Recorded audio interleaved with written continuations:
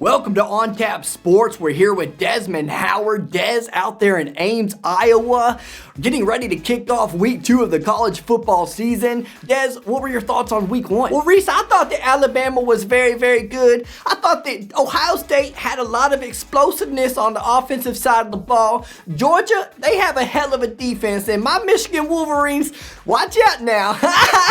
Michigan set to take on the Washington Huskies under the lights in the Big House in Ann Arbor. We'll get to that, but let's start with some unranked matchups. Des, what do you say? I'm ready, Rece. Give them to me. All right, we'll start in Conway, South Carolina, where little old Coastal Carolina will be taking on the Kansas Jayhawks, but they're not really that little. They've beaten Kansas in 2019 and 2020, and this season, they're favored by 26.5 over the Jayhawks. Well, this Coastal team is getting very used to success lately. You know, they won a baseball championship a few years back, but this is football, and they're getting very, very good at it now. Grayson McCall and Shamari Jones, there's some really, really good athletes there at Coastal Carolina. I like Coastal in this game, not just to win, but I think they're going to cover the spread as well. Florida at South Florida. Florida is a 28.5 point favorite in this game. The Gators had some issues under center last week against Florida Atlantic. Well, they did, Rece, but they also ran the ball very, very well. 46 carries for 400 yards. That's 8.7 yards per carry.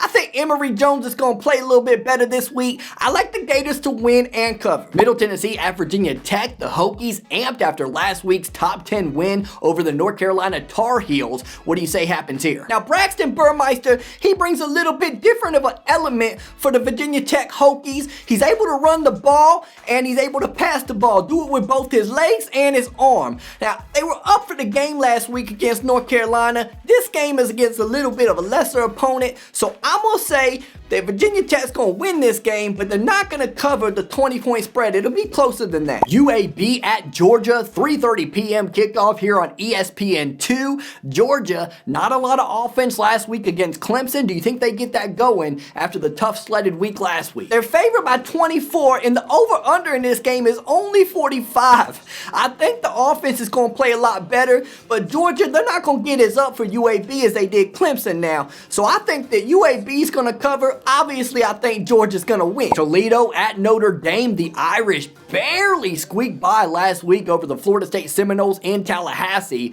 What do you think they do this week? Well, now that's the Irish for you. You know, they're no Michigan.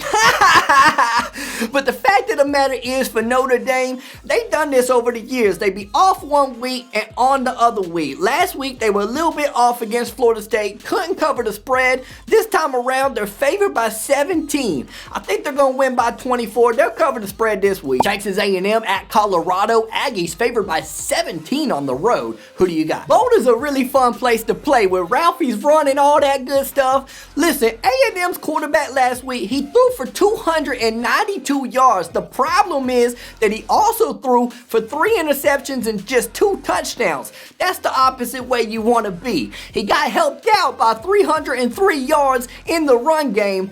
I think that Colorado's going to keep this close throughout. I think they're going to lose by 14, so I don't think Texas A&M's going to cover. All-State at Penn State. Penn State got the impressive win at Camp Randall in Wisconsin last week in week 1. This time they go back to Happy Valley for the first time this season. Do they put on a good show in front of the home crowd? That defense at Penn State proved that they were something else last week. They were really, really good against Wisconsin. I don't know if it's because the Wisconsin offense just isn't as good as maybe we would have liked them to be.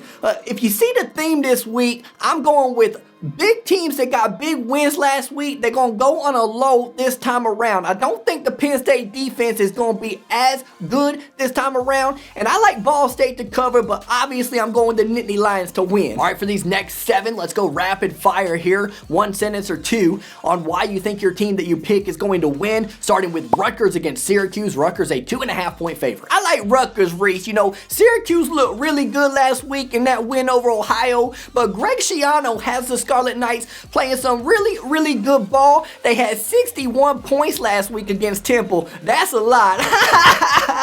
I like Rutgers to win this one and cover. How about App State at Miami? The Hurricanes a 9-point favorite after getting absolutely shredded and torn apart against the Alabama Crimson Tide. Miami gonna win this week. They gotta play better. They can't play much worse. I think they'll take care of business this week. They're gonna cover the spread. They're gonna win by 11 at home. Mizzou at Kentucky. Cats a 5.5-point favorite in Lexington. Well, I keep hearing really good things about Kentucky, but I'm not just sold on them just yet. You know, they got the win last week over Louisiana Monroe, and they look pretty good doing it. But this Missouri team with Basilak at quarterback and Tyler Beatty at running back, those two combined for 460 yards in week 1. That's a lot of yards. I'm going to go Missouri, not just to cover. I think they're going to win this game outright. I like the upset. First upset called the day by Dez. What about Pitt at Tennessee? This game being played in Knoxville. Joe Milton, the old Michigan quarterback, leading the way for the Volunteers. Pitt, a 3-point favorite. You know, Rece, Joe Milton's issue at Michigan was that he couldn't complete the ball at an efficient rate. That continued last week against Bowling Green in Knoxville. He was only 11 for 23. I think that Pitt is really going to limit Joe Milton on the ground in this game, make him very one-dimensional. I think Pitt runs away with this one in a big way. I like the Panthers by 17. NC State at Mississippi State. The Bulldogs with a thrilling 35-34 win over Louisiana Tech in week 1. NC State had it a little bit easier. They won 45-0 over South Florida. Well, I tell you, 45-0 is a big win, ain't it, Rece? This one's going to be a little bit harder to come by for them. North Carolina State is favored by 2, but I got to go in this ACC-SEC clash. I got to go with the SEC. Hail State at home. Will Rogers is going to be the difference maker. And finally, Illinois at Virginia. Before we get to the really big games this week, the Illini 10-point underdogs on the road in Charlottesville. Art Satowski last week, he had 266 yards and 3 touchdowns throwing the ball, but his defense really let him down. They gave up 497 yards and 37 points against UTSA. That is not very good against a smaller opponent, and they lost that game because of that. I think the Illini are going to show a little bit more fight in this game. They're going to cover that 10-point spread, but I like Virginia at home. All right, now to the ones in the spotlight, starting with Stanford at Southern Cal. Southern Cal a 17-point favorite. A lot of people didn't like what Stanford did last week against Kansas State. They lost by 17 in Manhattan. Yeah, Rece, and you know, Southern Cal's going to do much the same. You know, last week for Stanford, they couldn't stop Deuce. The Deuce got loose. That's Deuce Vaughn for Kansas State. This week, I think it's going to be by air. Slovis is going to really do some damage to that Stanford defense. I think Stanford falls to 0-2 in a bad way. I like Southern Cal. I like them by 20. Utah versus BYU over there in Provo. The Holy War. Utah favored by 7. 10:15 p.m. Eastern Standard Time kickoff. You know, people forget that BYU started out 9-0 last season. They had wins over Navy and Boise and Houston. They looked really good until they finally ran into the Coastal Carolina Chanticleers and lost 22-17, but they also didn't play the Utah Utes last year. I think Utah's going to get this one. They're going to win by 10. They're going to cover the spread. The people of the South are going to love this matchup. Texas versus Arkansas, and a preview of what it might be like when Texas heads on over to the SEC. Well, it's not a preview of things to come because they're favored by 7 in this game, and they're going to play a lot better competition than this moving forward in the SEC. But I like Texas in this game. I like them by 9 points. Hudson Card last week, he played really well. He took care of the ball, really efficient with his passes. I think he's going to be the difference maker in this game. I think Texas wins. Washington at Michigan, under the lights in the big house like we said earlier. Game lost its luster a little bit after Washington lost to FCS opponent Montana last week, 13-7. Hey, Rece, the game lost its luster, but it's not our fault. We did our job. But yeah, I mean, Washington, you can expect them to look a lot better this week. The problem for them is going to be Michigan figured out speed and space last week. And when they figured that out, I don't think there's no turning back from here on out. Josh Gaddis, Jim Harbaugh, they got to go with the speed and space from here on out. I think they score a lot of points in this game. I like Michigan. Mason Blue, baby, 31-20. Oregon at Ohio State. The Ohio State offense with all that firepower favored by 14.5 at the shoe. What say you? Well, I know a lot of people would think that I'd be silly here and go with the Ducks, but I don't know if you can actually tell this. I'm not actually Desmond Howard. I don't know if you can... I I don't know if you can tell by the complexion or not, but yeah, I'm gonna take Ohio State. Buckeyes big in this one, 38-21. The last time college game day was in Ames, Iowa, it was for this very game, Iowa versus Iowa State in 2019. The Iowa Hawkeyes won that game in a defensive grinder of a game. This time around, the Cyclones look to get revenge. I thought Oregon and Ohio State play this week. Yes, they do. Then what the hell are you guys doing here? What'd Matt say? He wanted to know why you guys were here this week? You don't really think these are two top 10 teams, right? I was wondering the same thing. Is the producer from Iowa or something? Well, the winner of this game will probably have 3 losses on the season, and the loser will have 4 or 5. Is this where I play it up? But yeah, it's a big game. Championship level football right here, okay? This is where the rubber meets the rug. I can't do this with a straight face, guys. Come on. Yeah, I'm not gonna sell this game for you guys, okay? You chose Ames. Hype it up on your own.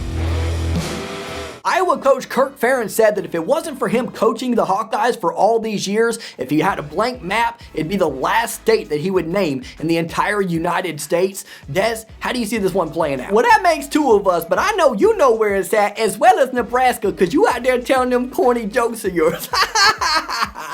Listen, I like Iowa in this game outright. You know, a lot of people weren't ultra impressed with Iowa's win over Indiana last week. They felt that Indiana just didn't come to play, and so it wasn't as big of a difference on the scoreboard as it actually was. And Iowa State, to me, though, I mean, I was impressed by Iowa, and Iowa State I'm not that impressed with, to be honest with you. I think they still got to show me some things. I think in this game, the defense is going to be the factor like it was in 2019. I think that Iowa's going to take it to Brock Purdy, make things really difficult on him, really get in his face, hurry his throws, all that good stuff, all the things you like to see. Iowa's defense is gonna make all the difference. They gonna win this game, like I said. Oh, wow. Upset bid out of Mr. Heisman himself. You couldn't sniff that trophy, Rece.